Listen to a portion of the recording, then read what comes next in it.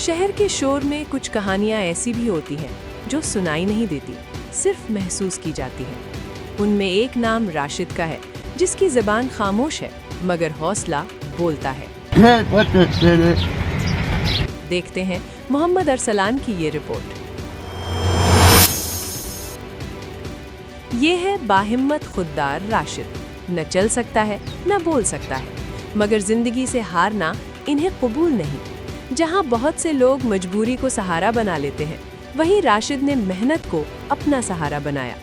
सुबह होते ही अपनी दुकान को सजाने निकलता है। राशिद जैसे इंसान न मांगता है न झुकता है, बस अपने हिस्से की इज्जत खुद कमाता है। यही वजह है कि लोग राशिद से खरीदारी करके खुशी महसूस करते हैं। जी, मैं जब भी यहाँ से गुजरता हूँ तो राशिद भाई से चीज़ लेता हूँ, क्योंकि इन्होंने माजूरी को मजबूरी नहीं समझा बल्कि अपना रोज़गार कर रहे हैं। तो दिल से दुआएं निकलती हैं ताकि ये आगे मज़ीद ये काम जारी रख सकें। राशिद बोल नहीं सकता, मगर उनकी खामोशी बता रही है कि मेहनत सबसे बड़ी ताकत है। अगर ज़रा सपोर्ट मिल जाए तो अपना रोज़गार को वसी कर सकता है। वैसे तो हुकूमत पंजाब खुसूसी अफराद के लिए मुख्तलिफ पैकेज का ऐलान कर चुकी है, जो खुश आइंद बात है।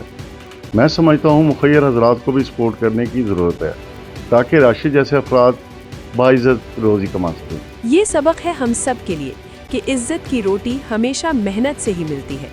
राशिद बाइज्जत रोज़गार के ज़रिए कमाकर शाम होते ही वापस घर चला जाता है और अपनी ज़िंदगी में खुश है। खामोशी में छिपी ये हिम्मत हम सब के लिए एक आवाज़ है जो हमें जगाने के लिए काफ़ी है। कैमरा टीम के साथ मोहम्मद अरसलान, मुल्तान न्यूज़ मिल्सी।